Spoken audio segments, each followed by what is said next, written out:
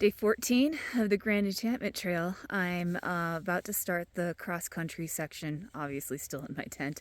I've been a little bit anxious about just getting it done. I think I woke up at like 4 a.m. Just been slowly packing up, waiting for enough light to actually see what I'm gonna do. So it does sound kind of simple, the cross-country section. The thing that worries me is with the Ash Creek detour, it's going to be like, including today, like 3 days until Safford, and I'm not sure I have enough extra battery pack power for that. So I've been, having very light usage of my cell phone when possible, but like when I get into navigation problems, the cell phone comes out a lot. So I'm a little worried about that. A little worried about getting to the snow at the end of today, if I need to do traverses. Yeah, I got up a little early. So anyway, today I'm finishing up the connectors to the Pinaleno section and then getting as far up the mountain as I can, possibly encountering snow depending on how much has melted off. Alright, so headed down. Basically I gotta head down into that little canyon there. And the instructions say to keep the minor drainage, which I don't know how well it comes out on video, is this, to your left, which I appreciate because in route finding it's called a rail. So instead of holding onto a rail physically with your hands, you're kind of visually holding onto that rail with your eyes to guide you. And the really funny thing here is, at least in the beginning of this cross-country section, the grass is flattened and there's actually a little bit of a trail, probably from all the other GET hikers who came in before me. So we have kind of formed a game trail ourselves. So I know this is a cross-country section, but there's a trail here. I think enough GET hikers have come through that we have kind of formed a trail. So headed down into this gully here, this canyon. Oh my god, this is so funny. This remnant trail kind of comes and goes, but I almost feel like it's in better condition than the supposedly good trails in the Santa Teresa's. There's less big jumbled rocks and there's a visual path to follow. Not all GET hikers do the Santa Teresa's. I have a feeling a lot more of them do this little cross-country section. Instead, there's a alternate where you can skip the insanity that is the Santa Teresa's. I still look like I was mauled by a cougar and while fighting fires. So Santa Teresa's are again very difficult. Right, passing the dry stock tank, and then I believe it's just this ridge right here that I need to head up. Already been led astray by one false cairn, so I should really pay attention to what the directions actually say to do, instead of just blindly following the trails and false cairns. Just crested the major hill on the cross-country route and looking back down at where I came. Those are obviously the Santa Teresa Mountains across the way, but everything in the morning light looks pretty amazing. So that was pretty steep. It was just grasslands, so kind of glad I did it before this shadow went away, because otherwise it would be hot. I was working through some hot stuff yesterday morning. So the next thing I need to do is just continue over this crest, this saddle here, and straight up the other side here. Part way up, if you go to the right, kind of towards that drainage, there's actually a gate and a pack trail. So that will be the end of the cross-country section. And there have been trails at times, and then other times it looks like just a free-for-all where people making their way across the slope. But grand scheme of things, especially after that last mountain range, this cross-country isn't really too bad. Oh yeah! Right on it. There's a gate and an old trough. So this is the end of the cross-country section. Still have maybe 0.8, but all on actual trails to get to the official start of the Pinaleno section. Took a little detour because said that there was a gravestone or memorial over here. Looked like the name was Fred Merrick, and date looked like 1930 something. It's very faded, but clearly people still visit and tend to it. The little thing down there says American Legion, and I don't know if this is a grave or a memorial, but let me zoom out. What a fantastic spot for it. It's nice on this hill. We got the high mountains in the background over here, and then the trail is back down here. Yeah, the scenery changed really quickly when I went over the gate, and I'm pretty much at the end of my connector. So once I hit the road, that's officially the Pinaleno section. And I'm following those sets of footprints again. Both of these look like they were made by dudes. There's two different shoes. Maybe the one on the right could be like maybe female. At least I know I'm going in the right direction. This is the official start of the Pinaleno section. I kind of thought this road would be bigger. To the right here is the main route, and the main route has some navigational issues.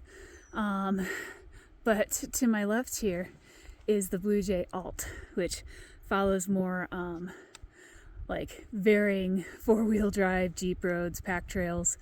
Should be navigationally easier. And I'm gonna give myself a break on difficult navigation. I'm gonna give my phone a break too, simply because I am a little worried about battery life, and when I'm in a tricky spot, I've got that screen open quite a bit. So taking the Blue Jay Alt, I don't think I'm missing anything like a holdout canyon or anything on that main route. It's just gonna connect in maybe like 7 miles anyway. And then this route has more water too. Currently hiking the Waterline Trail, to Sawmill Spring, up Sawmill Canyon, and I would say maybe a mile and a half away from the spring, but there's already running water right there.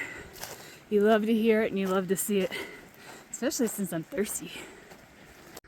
Leaving the Sawmill Spring area, I'm a little out of breath because I just started up this connector trail. It's pretty steep, but yeah, mostly pines now. Nice and cool. Got some good water from the spring. So I'm taking this up to kind of the main dirt road, and then from there I'll take a four-wheel drive road and connect back to the main trail. This road walk's actually pretty lovely, as are the views. Just got this window here. I came from all the way down there today. Times it felt like that. The connector trail to this was pretty steep, but I'm loving the cooler air up here and the shade that the trees are throwing. I've been seeing deer all over the place. This is the first one that hasn't fully jumped away from me. The little white tail in the air.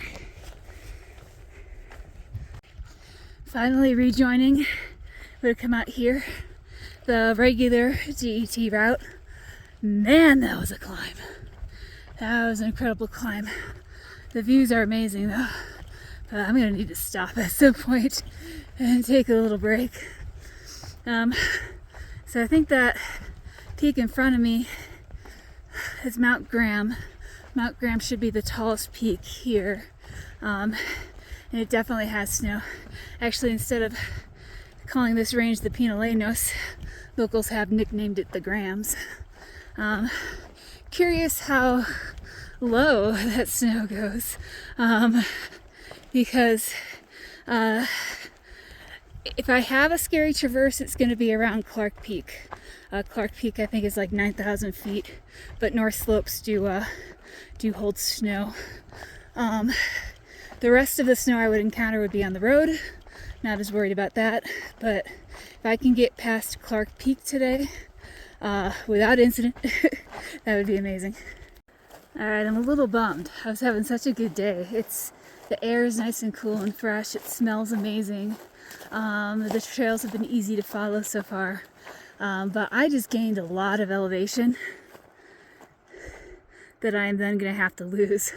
I've got to go down to that pass all the way down there and then climb all the way back up. I'm Why can't this mountain be more user-friendly shaped? Breathing hard. I think I got like maybe 2 more miles left of the Clark Peak Trail. They're all up. This has been a doozy of a climb already. You turn around slowly. It's where I came from, right over there, that other mountain. And then this part of the trail I'm on right now has not been maintained for a while, so it's missing or washed out at parts. Supposedly after this meadow it gets better. More turkeys. Didn't realize there were so many turkeys in Arizona.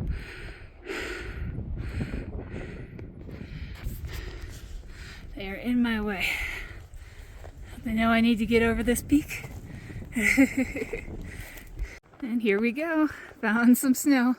North-facing slope of Mount Clark. It's the end of the day and I've already done 2 big climbs. We'll see. Hopefully it's just patchy, and hopefully the hikers that came in front of me kicked in good steps. This is where things could have gotten tricky if the trail was lower. But luckily, the trail is up here and then it goes up there. So there still might be another little patch, but it's not going to be anything that's built up down here. So I've gotten super lucky with the snow. It's mainly been patches, and a lot of those patches even had the edge of the trail melted off, so you can almost skirt around it a little bit. This is fortuitous because I requested microspikes and a supplemental solar charger for my Klondike box, and none of them seem to make it in. So luckily I won't need the microspikes. We'll see about the charge. Look at this. This is what I like to see. This is mostly melted off the edge, so don't even need to skirt around it. You just walk around it. I'm on the road walk section of the trail.